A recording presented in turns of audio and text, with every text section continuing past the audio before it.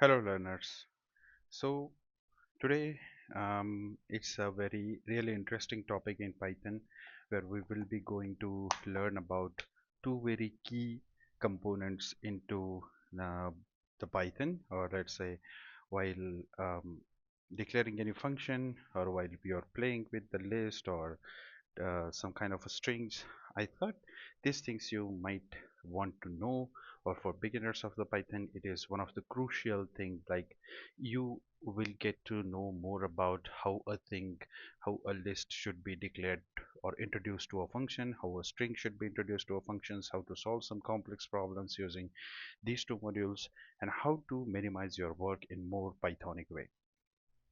So here I'm going to today we are going to discuss about two things, which are arguments and coarguments. Args and Kwargs.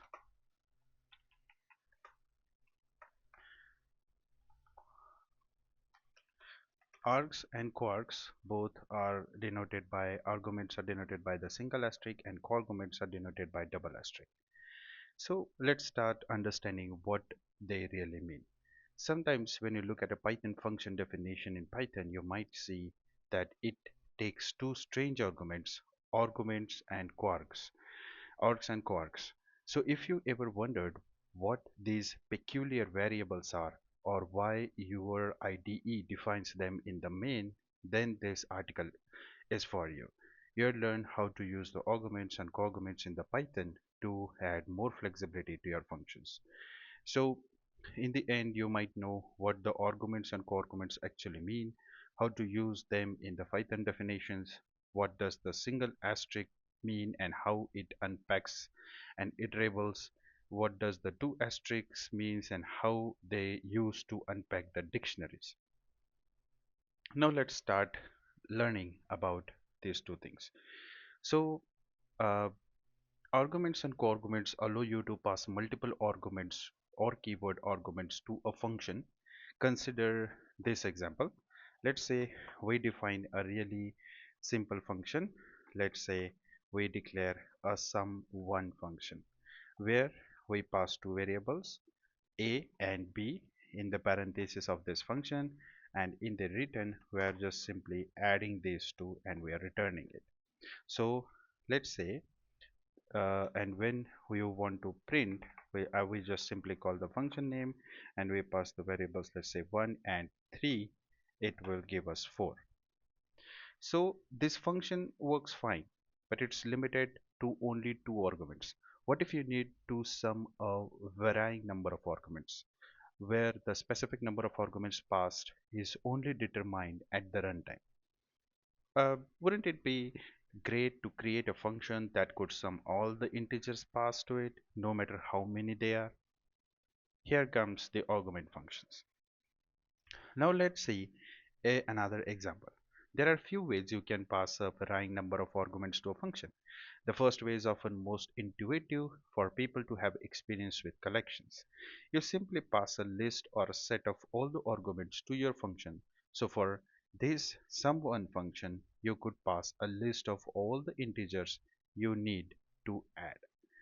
Let's modify this function to an extent. Let's say someone passes the nums list. Nums could contain any number of elements. We declare a result variable which is equals to 0. Now we will iterate through each and every element in that nums list. So for num in nums, we are simply adding each and every element to the result, and in the end we are simply returning this result. So that would be the concatenation or summation or sum of all the numbers in that integer. And let's say nums function would be a list of 1 2 3 4 5 6 7 1 3 oh, sorry 1 2 4 5 6 7. And in the end, when we will call this sum1 and we pass the nums to it, we would get something such as 25. So 25 is nothing but the sum of all the numbers in this nums integer. This implementation works, But whenever you call this function, you will also need to create a list of arguments to pass to it.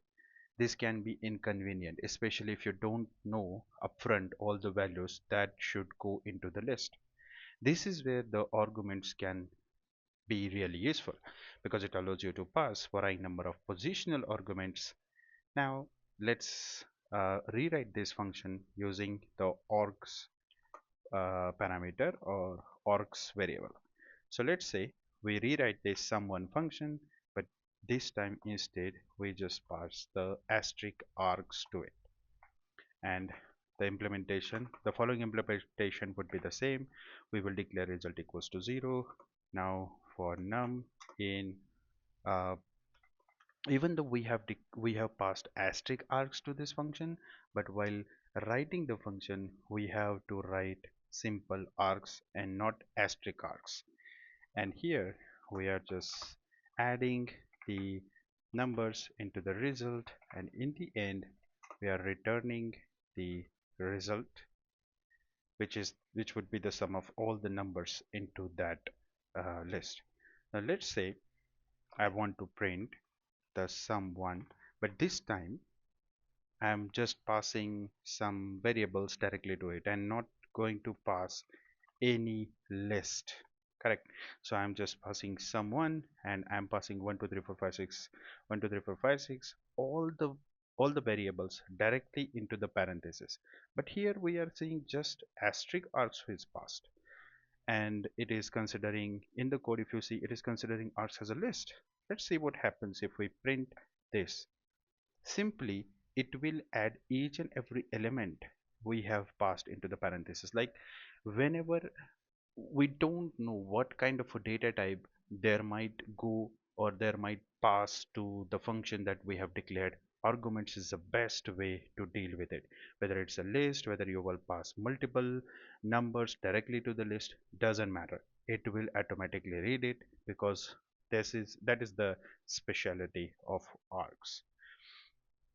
If you see, we are no longer passing this list and we are passing different positional arguments, but this function takes all the parameters that are provided into the input and packs them all into a single iterable object named args. Now we have to specifically remember that args is just a name. We can take any other name. For example, we can rewrite this same function. I will just copy it, I will just paste it, but this time I'm passing it as integers. I will copy this integers keyword, will again pass into our for loop, because that's how we are going to take the reference of it. And in the end, let's see, print sum1, but this time I will pass 1 2 3. Let's see, it gave me 6. 6 is nothing but the summation of all the numbers whatever we have passed to this function. Now this function still works even if you pass the iterable objects as integers instead of args. All that matters here is just you use the unpacking operator, that is this asterisk, and it is very important because it unpacks everything. Now we have to bear in mind that the iterable object you will get using the unpacking operator asterisk is not a list but a tuple. A tuple is similar to list in that they both support the slicing and iteration. However, tuples are very different, at least one aspect. That is, lists are mutable while tuples are not. Now, how they are not mutable? Let's see an example. If we create a simple list, let's say 1 2 and 3, we declared a variable r, we created a list. Now let's say at the 0th position I do want 10 to be placed. Now if I simply print r, it would be 10 2 and 3. It replaced the first element with 10 and we get a modified list. Now let's try to do same with similar variable. I took the reference of same uh, r function, r variable, and I have declared a tuple. Let's say at the 0th position I want 8. It gave me an error. Now what this error is, it is a type error. What does it saying is tuple objects does not support the items assignment. It does mean that it does not support any items assignment and we cannot simply assign it to any other variable. Let's see another examples of how the arguments can be used as a variable in function definitions. I think we have now understood how the asterisk arguments is used for, but what about the arguments? Co-arguments, double asterisk quarks works just like the single asterisk arguments, but instead of accepting the positional arguments, it accepts the keywords. Remember, the double asterisk arguments works just like single asterisk args, but instead of accepting positional argument, it accepts the keywords only as a arguments. Now let's see an example of it. Here we create some function, let's say concatenation and concat, and we will pass some two asterisks and quarks. We just declared it as, and let's see, we are going to concatenate a string, so we have to declare a result as an empty string. Now for arguments in quarks dot values, because we are going to pass some keywords to it, that's why I'm picking up only the values and not the keywords. Now if we print, now we must have to add the arguments into the result, and in the end we are simply going to return the results. Let's say in the print I will call this function concat, and instead of these arguments I will pass some values, like let's say a is high, comma, b is this, and I need to remove one single apostrophe here, and c equals to hi this program.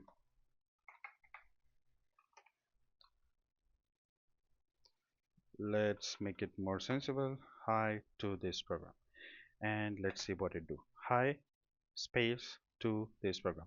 Now why it gives space? Because I have already established a space here, and it now have concatenated everything whatever we have passed to this. Now what it did is we passed double asterisk arguments to this, and we specifically said this function to pick only the values out of these arguments, and we added these values to the result and we simply return it. Now we can, now like args or quarks are just like the names and can be changed to whatever we want. Again, what is important here is the using the unpacking operator is double asterisks. Now we can write some other examples using the same. It will give us the same results like concatenation of any string. Now we have to note that in this example,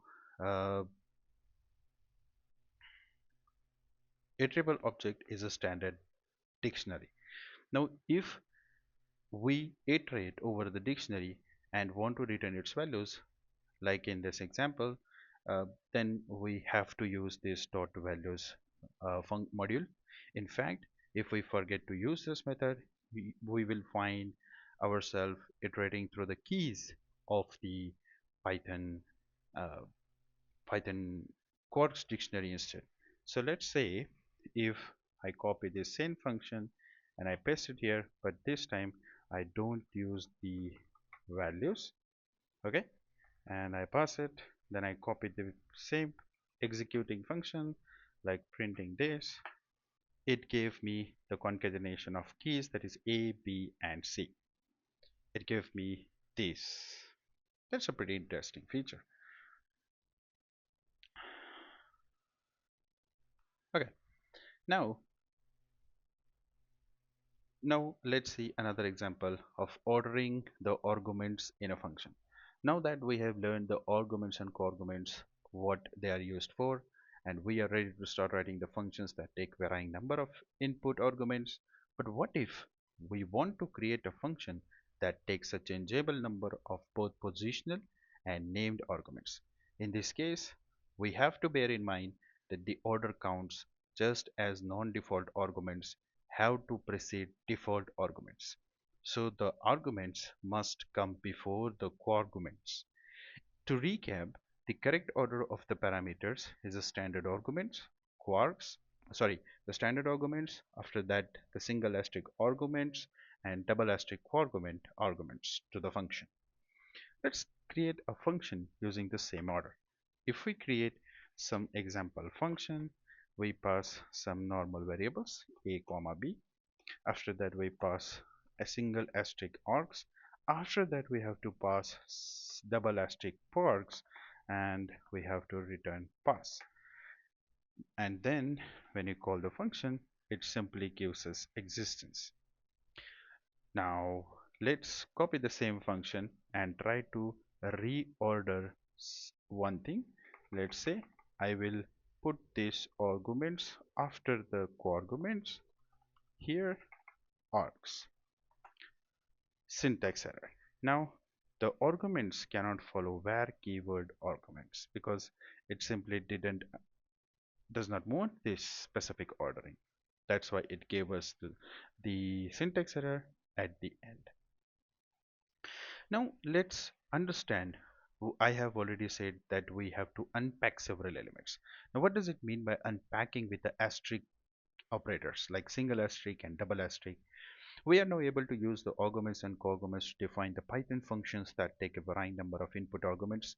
Let's go a little deeper to understand something more about the unpacking operator. The single and double asterisk unpacking operator were introduced in Python 2.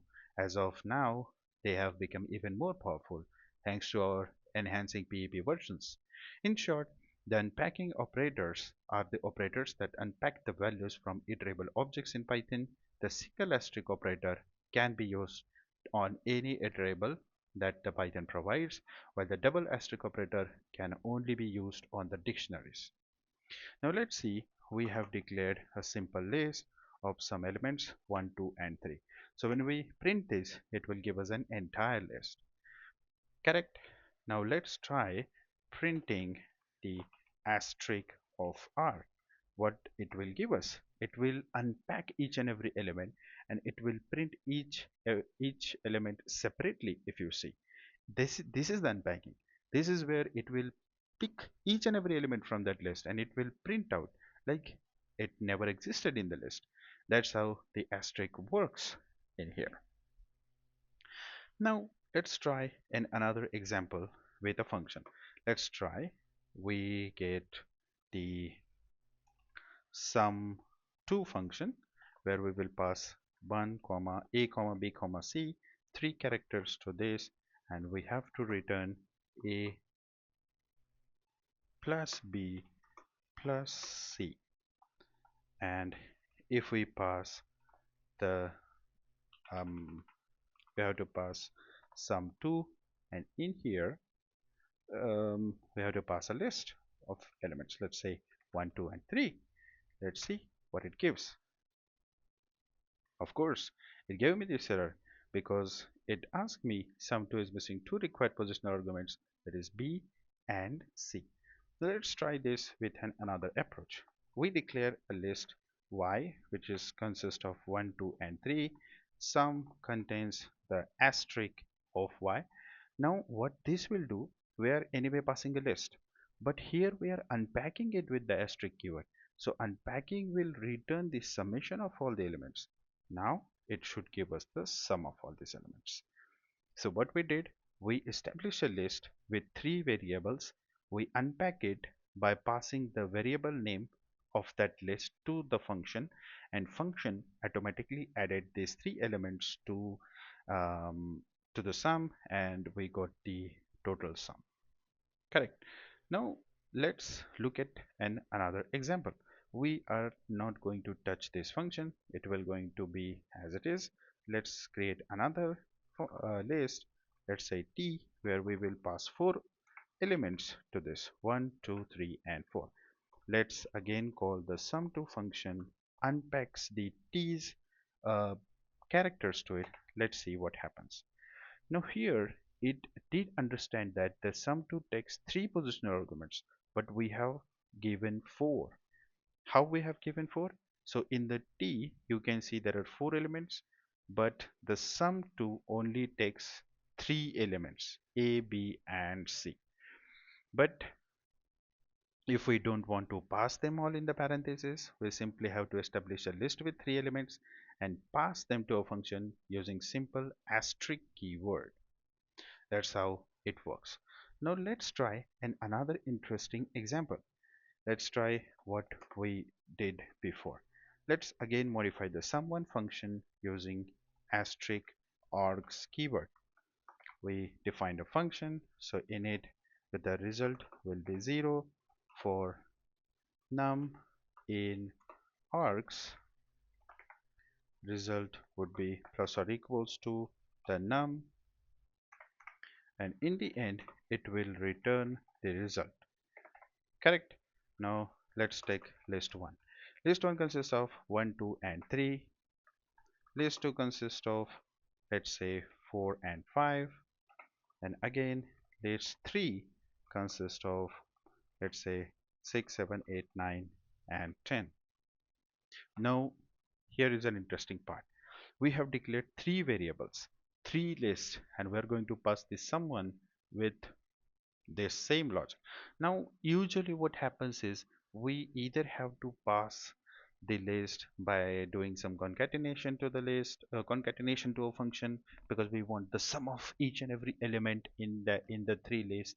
But here we are doing some interesting part using this unpacking thing. Let's say I would print the sum1, but instead I would just simply print list asterisk of list 1, asterisk of list 2, and asterisk of list 3. Let's see what it gives. It gave me 55. What is 55? 55 is a sum of these 3 lists. What what exactly our efforts got saved here? Our efforts while concatenating these 3 lists into one list, one big list, and again passing that list to a function, that specific effort got saved in this whole process. That's how this asterisk keyword helps us a lot, because we didn't say it how many arguments we are going to process. So, and we didn't pass each string or each list at once. We directly pass them 3 at once to the sum function. And what it did, it first read the list 1, it passed to it and create some results number, like maybe 1 3, that would be 6, because 1 plus 3 plus 2, that is 6. That again it passed the list 2, which is 4 and 5, which is 9, and again the last, which come to the 55. That is an interesting feature of these arguments. Now let's try another example, because there are other convenient uses of unpacking order. For example, say you need to split a list into 3 different parts. The output should show the first value, the last value, and all the values in between. With the unpacking operator, you can do this in just one line of code. Now how we can do this? Let's say our list contains 10 numbers. Let's say from 1, 2, 3, 4, 5, 6, 7, 8, 9, and 10. Now it should print the first element, the rest of the elements, and the last element. How we are going to do that? Let's declare 3 variables, a, comma. Here comes an interesting part, which is asterisk b, comma, normal c, and that would be our new my list. So my list should get divided into these 3 sections. So if we print a, it will give 1. If we print b, that would give 2, 3 from elements from 2 to 9. And if we print c, it gave us 10. The first variable here in this example, the first variable gets assigned to a, the last to c, and all other values are packed into a new list called as b. So if we run this script, the print will show us the 3 variables has the values that we were expecting. Let's create And another interesting thing we can do, let's see, and another interesting thing which we can do with the unpacking asterisk operator is to split the items of any iterable object. This could be very useful if we merge two lists, for example. Now, how we can do, or uh, uh, we can combine two lists. Let's say, let's use the already established two list. This is list 1 and list 2. Now let's say I want to print a merged list. So merged list should contain all elements from, let's say, list 1 and just a simple asterisk, that is the list 2. And if we print the merged, it would be the concatenation. Other way I think we can do is to, let's say, merged 1 would be, let's say, list 1 plus list 2. Let's see what it do. So even if we do this merged 1, it will give us the same result. So concatenation of string happens in two ways, but in here we just unpacked each and every element and we simply combine them to a simple list. That's a very interesting feature. The unpacking operator asterisk prepended to both uh, prepended to both lists into the merged list, and we got the result. Now we can even merge to different dictionaries by using the unpacking operator of double asterisk. Now when we are dealing with the dictionaries, remember we have to use the double asterisk notions or denotions. Let's say dict 1, where we will say 1 has a value of, a has a value of 1, b has a value of 2, dict 2 has is again a dictionary. It will create some another variables or another elements, like c is 3 and t is 4. Correct. Now the merged dictionary would contain, let's say, merged dict would contain again a curly brackets followed by two asterisks, dict 1 comma double asterisks dict 2. And if we print this merged dict, it would give us all the four elements combined, that is a1, b2, c3 and d4. Can we do this using a simple uh, plus operation? Let's see if we can do that. Let's say dict 1 plus dict 2. Okay, now here we got an error because there is a type error. Unsupported operand type S for plus in dictionary and dictionary. Simply we cannot add these two dictionaries into one dictionary because that operation is not supported. But using the two asterisks keyword, it is pretty much possible. Why? Because it simply iterated each, unpacked each and every element from this list or this dictionary, and it added it to another, and that whole dictionary got merged with each other, and that's how our merged dictionary got formed, which included each element from dictionary 1 and dictionary 2. That's how we did it. Now here's another interesting part. Let's say we create a variable where we we created a list followed by an asterisk keyword, but here I did something in strange, like asterisk Python. Now what are the elements in A? They're simply each and every element unpacked, P by T H O N. So this asterisk followed by the keyword followed by asterisk in a list will unpack it. That's a simple split operation that which we can use it um, by using this single asterisk keyword. Now let's try another example. So we have this. Now let's try asterisk w comma equals to Python tutorials. Let's see what our w gives us. Okay, now a asterisk, the prefix is asterisk and the suffix is simply a comma. What it gave? The comma separated list of each and every element in whatever the string value we pass to it. That's how the unpacking works, and it is pretty much important. Like the unpacking operator asterisk followed by a variable or comma and an assignment, that's a lot packed into one line. In fact, this code is no different from our previous examples. It is just takes the strings and assigns all the items to a new list thanks to the unpacking operator asterisk. The comma after it does the trick. So when we use the unpacking operator with a variable assignment, the Python requires that your resulting variable is either a list or a tuple because we have used a comma. With the trailing comma, we have defined a tuple with only one named variable, a, which is a list. So while this is neat trick, many Pythonists would not consider this code to be very readable as such. As is best, these kind of constructions sparingly. So we have to use it at this way. So in conclusion, we are now able to use the arguments and coarguments to accept a changeable number of arguments in your function. You can also learn something about unpacking operator.